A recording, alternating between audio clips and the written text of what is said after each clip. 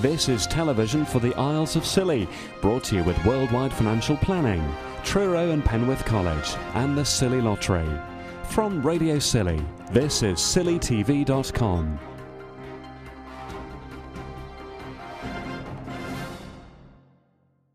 A group of 12 and 13-year-old police cadets from Penzance have been helping island businesses identify and deal with shoplifters. There weren't any incidents on the islands last year, and if shopkeepers take the tips on board, they shouldn't be this year either.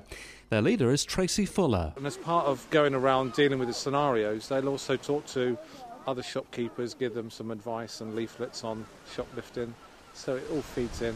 The youngsters will take on a fake shoplifter, a tide line, and the Bordeaux shop. 13-year-old Torin from Penzance knows exactly what to do with one. Write down where they saw it, what time, what they were wearing, information about heights, structure of body, how many people, and a few bits. They've been quite busy. Laura says over the 2 days the visitors have been on a treasure hunt on Tresco and have undertaken a boat building challenge. We went on this, we had a map and we had to go around the whole island and we had to find letters from A to Z, stuff beginning around the islands with the alphabet, and we had to build a raft out of it. The trip is meant to encourage the kids to work together. Teamwork. And learning to trust each other. And the youngsters can learn things about each other and themselves. Heather said she's learned a fair bit in her crossing on the Salonian 3 from Penzance. I don't get seasick. You don't get seasick.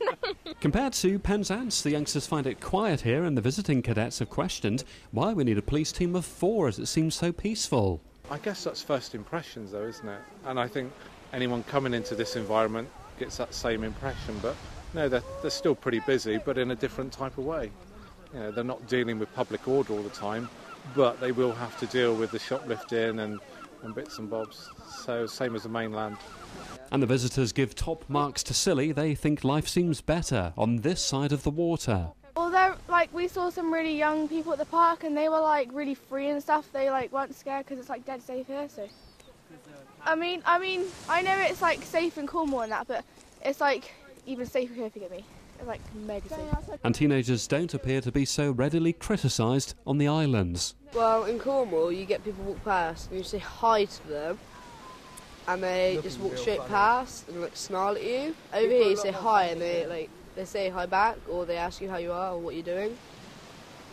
And they don't have any funny faces like they do in Penzance. The police cadet activity, complete with their black polo shirts and official uniforms, hasn't been adopted on the islands, but their work isn't too far removed from that of the students who undertake the emergency services exercise held each summer. Your 999 week then feeds into a work experience week, which I run on the mainland for them. This is born out of that work experience week. So there was lots of youngsters that wanted to carry on but had nowhere to go, so I helped set up this scheme for them. The laws on both sides of the water may be the same, but the visitors only experienced one attempted theft in their 2 days here. A greedy girl that tried to steal their chips, and as that was a first offence, the case would be unlikely to go before the beak.